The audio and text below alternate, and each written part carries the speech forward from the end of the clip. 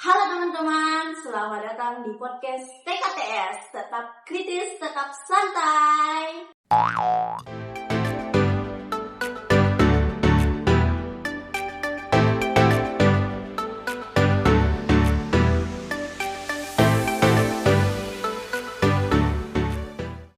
Tempat dimana kita ngobrolin teori, isu, fenomena yang sedang terjadi di media sosial. Pokoknya isu-isu yang sedang tren lah di lingkungan kita pada saat ini. Kan banyak sekali ya isu yang tren banget. Nah, kali ini kita akan membahas tentang teori yang sangat powerful. Apalagi anak ilmu komunikasi. Mana anak ilmu komunikasi nih? Teori ini sangat penting untuk dibahas loh. Teori apa ya kira-kira? Ya, betul. Teori agenda setting. Kali ini podcast saya ini akan membahas tentang teori agenda setting. Saya Nurul Aziza Sutetjo sebagai host yang akan menemani berbincang-bincang Anda pada siang hari, malam hari, atau pagi hari. Terserahlah kalian menonton pada kapan ini. Di sini saya akan membahas tentang teori agenda setting, tapi jangan buru-buru dulu. Kita nih bahasnya memakai gaya yang santai ya. Ngobrolnya memakai gaya yang santai biar gampang dipahami dan siapa tahu bisa nih kamu pakai untuk perbincangan mengobrol sama teman-teman kamu agar tetap kece. Oke, kali ini kita langsung mulai ya. Untuk segmen podcast kali ini kita akan ditemani dengan narasumber kita yang gak kalah kece juga dong. Kita panggil, yaitu Kak Sarmila. Tangan dulu dong teman-teman.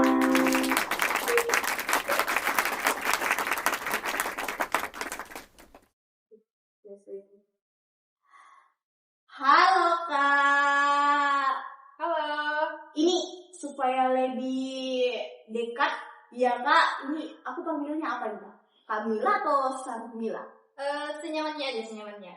Bisa Kamila, bisa Sarmila. Oke, kalau gitu kita panggil Kamila aja ya teman-teman. Halo Kamila, tegur dulu dong Kamilanya. Kamila, apa kabar nih? Dilihat kayak cerah banget ya teman-teman, dilihat kayak padahal ini hujan loh kayaknya. Bagaimana nih kabarnya Kamila? Iya, kabar alhamdulillah baik, sehat. Kamila, udah siap enggak membahas tentang teori yang powerful banget teori kita ini? Siap banget sih. Oke, sekarang kita mau bahas tentang teori agenda setting. Yuk, untuk itu kita langsung mulai aja masuk ke pembahasan ini. Let's go! Astaga teman-teman, lupa. Ternyata belum kita perkenalan sama narasumber kita yang kece ini. Oke, kalau gitu kita perkenalan dulu ya teman-teman. Kamila boleh diperkenalkan? Oke. Nama dari jurusan mana ya? Ya, boleh. Jadi halo semuanya teman-teman, perkenalkan nama saya Sarmila. Kalian bisa panggil Kak Mila, Kak Sarmila, senyamannya aja. Saya dari jurusan Ilmu Komunikasi dari Universitas Islam Negeri Alauddin Makassar. Kalau boleh tahu, kakaknya angkatan berapa? Kebetulan angkatan 2023. Keren banget Kamilanya.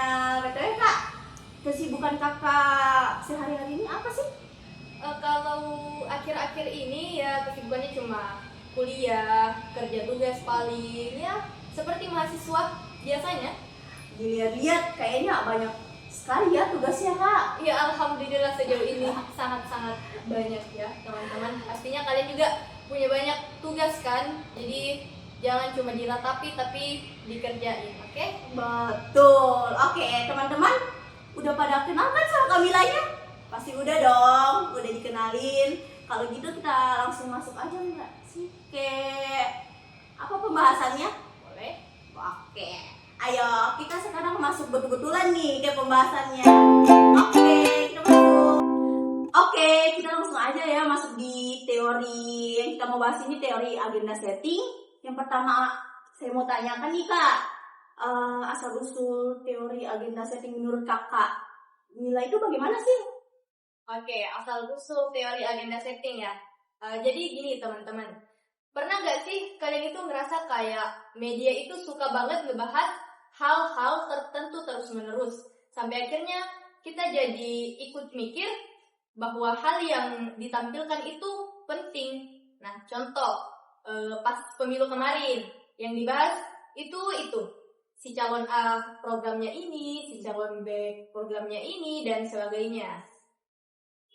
Oh iya, kayak sempat kemarin yang pemilihan presiden kemarin kayak isunya di media sosial, buka TV, kayak seputaran itu aja sih kayaknya isunya ya kan?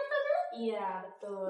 Jadi, agenda setting itu teori komunikasi yang ngejelasin gimana media bisa mempengaruhi apa yang kita anggap penting. Nah, contohnya, kalau media terus-terusan bahas soal pemilu tadi, lama-lama kita bakalan mikir bahwa, wah, pemilu ini penting untuk dipikirin. Jadi, itu adalah dasar yang kemudian memunculkan teori agenda setting ini. Ah gitu. Tapi siapa sih Kak yang ngeluarin teori agenda setting ini?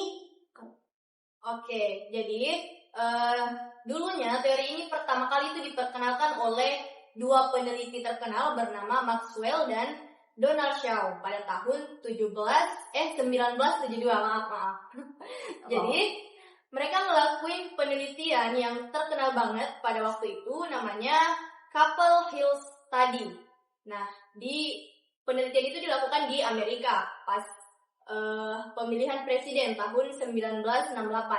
Nah, jadi di situ mereka nemuin bahwa media massa ternyata nggak ngasih tahu kita harus berpikir apa, tapi media massa itu ngasih tahu kita tentang apa kita harus mikir. Jadi tentang suatu apa yang kita harus mikir. Jadi mereka bikin semacam daftar topik yang dianggap penting dan kita secara nggak sadar ikut-ikutan mikir bahwa hal itu adalah hal yang penting untuk dipikirin.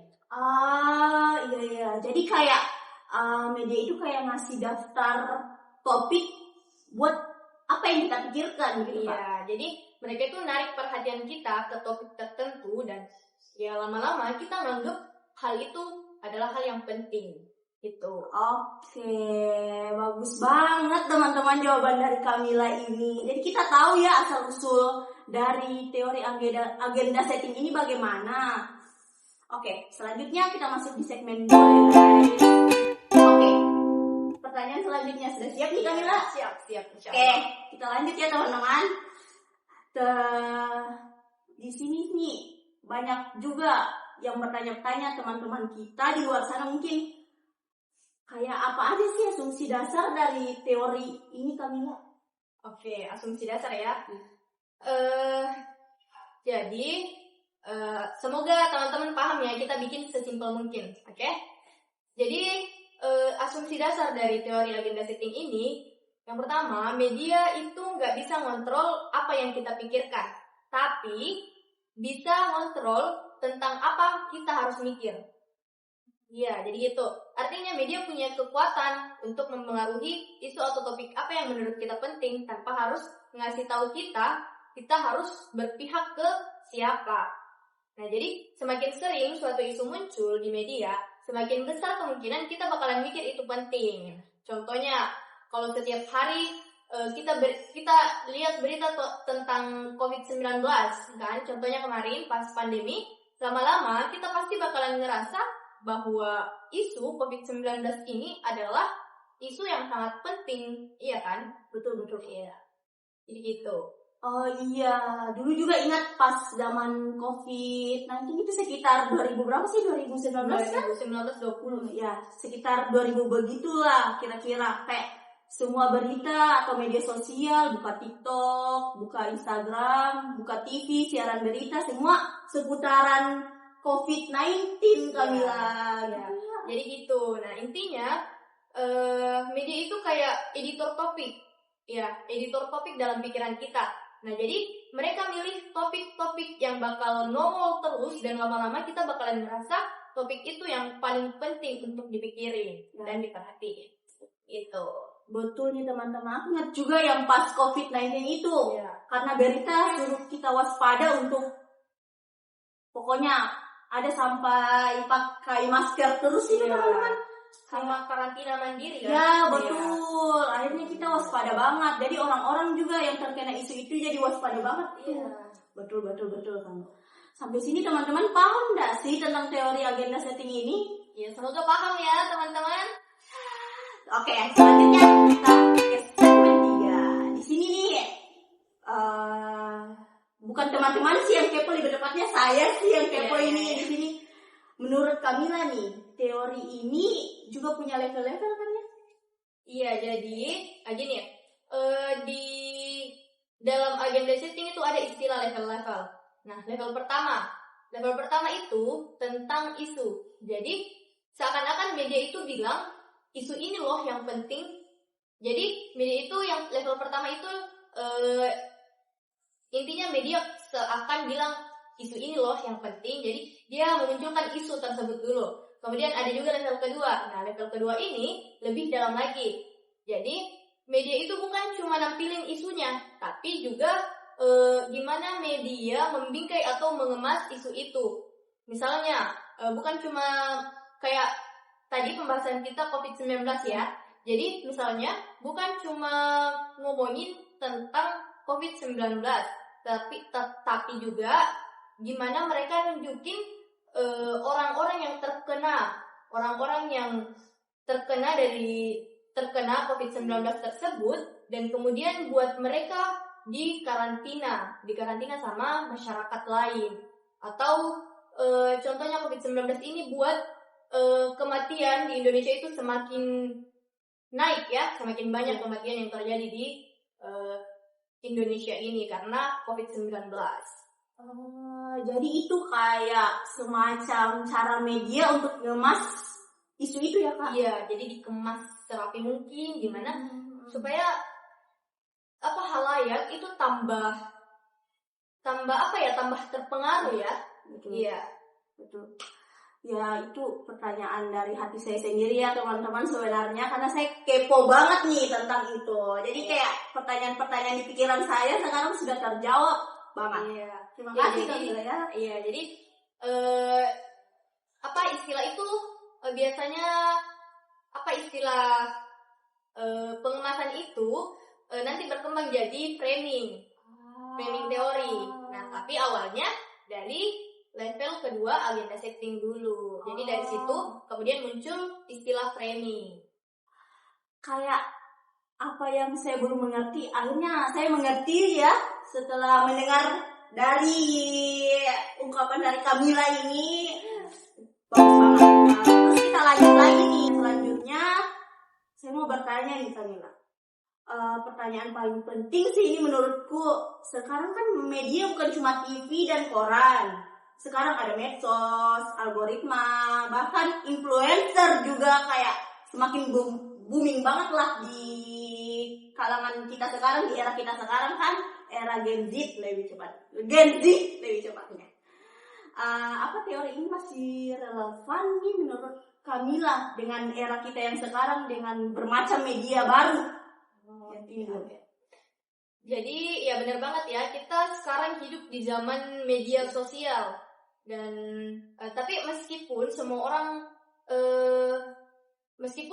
orang bisa jadi media, tapi ternyata agenda setting tetap jalan. Bedanya sekarang bukan cuma media besar kayak televisi atau koran yang ngatur agenda, tapi juga algoritma media sosial seperti yang dikatakan tadi. Sekarang apalagi Gen Z ya, sekarang itu setengah hidupnya itu ada di media sosial. Jadi sekarang bukan cuma televisi aja, koran yang ngatur agenda kita, tapi juga algoritma dari media sosial itu sendiri. Kayak coba deh perhatiin timeline kamu isinya kayak tentang apa. Topiknya yang sering muncul itu pasti yang sering kamu like, ya kan? Betul. Iya, yang banyak kamu share. Betul.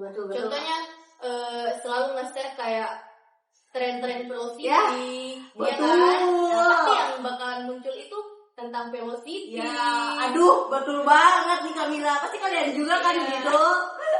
Ya, pastinya bakalan algoritma media sosial akan ngatur yang akan mereka munculkan ke layar kamu itu tentang velocity, tren velocity, semuanya tentang velocity. Dan ngebuat kamu seakan-akan velocity itu penting dan Ya. kamu akan terpengaruh dengan velocity itu. Ya, Gitu. betul banget Kamila. Jadi bukan cuma editor berita, tapi juga si algoritma ini Iya. yang nyeting apa yang kita lihat di media sosial ini ya Kamila.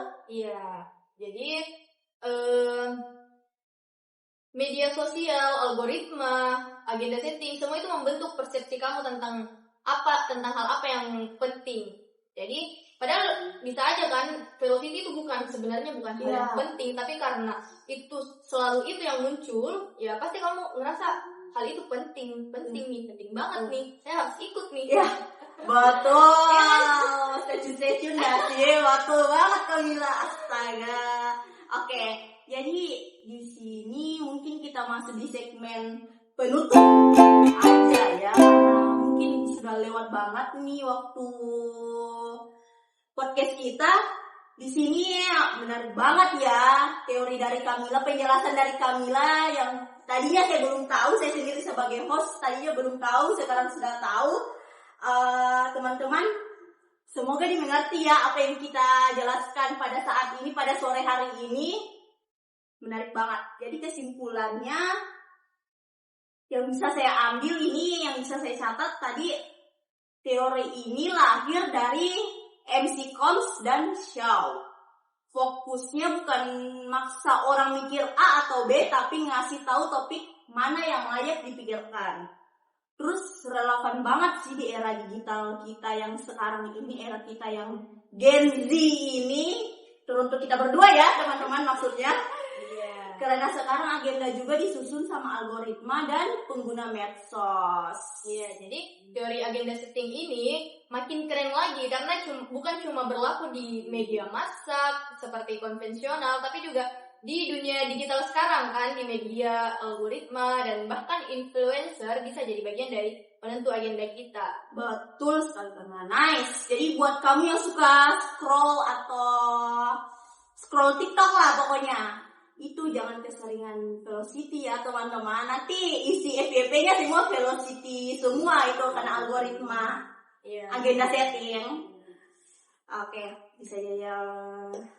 Mungkin kayaknya Kamilanya juga udah capek banget nih mau kerja tugas atau kesibukan lainnya. Mungkin di sini kita sudahi ya. Mungkin saya juga sudah agak capek ya berbicara yang banyak banget ini. Oke, terima kasih Kamila sudah datang menyempatkan waktu. Terima kasih juga udah diundang ya.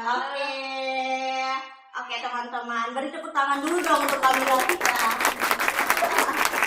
Oke, saya sebagai host di sini yang membawakan podcast ini, Nurul Aziz Setiarjo, mengucapkan terima kasih. Mohon maaf kalau ada salah kata mungkin atau salah perbuatan yang tidak dienakkan untuk ditonton. Mohon maaf. Terima kasih sudah menonton podcast kita TKTS. Tetap kritis, tetap santai.